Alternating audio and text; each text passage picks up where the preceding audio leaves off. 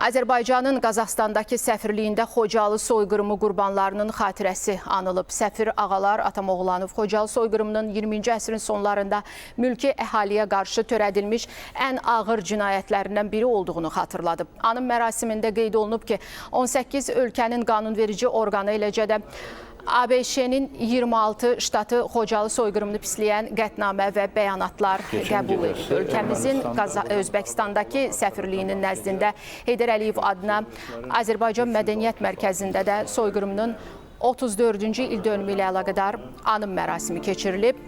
İştirakçılar Xocalı soyqırımına həsr olunmuş fotoşəkillərdən ibarət sərgi ilə tanış olublar. Azərbaycanın Özbəkistandakı səfiri Hüseyin Quliyev İslam Əməkdaşlıq Təşkilatının Xocalı soyqırımını tanıdığını və bir sıra ölkələrin bu soyqırıma siyasi hüquqi qiymət verdiyini diqqətə çatdırıb.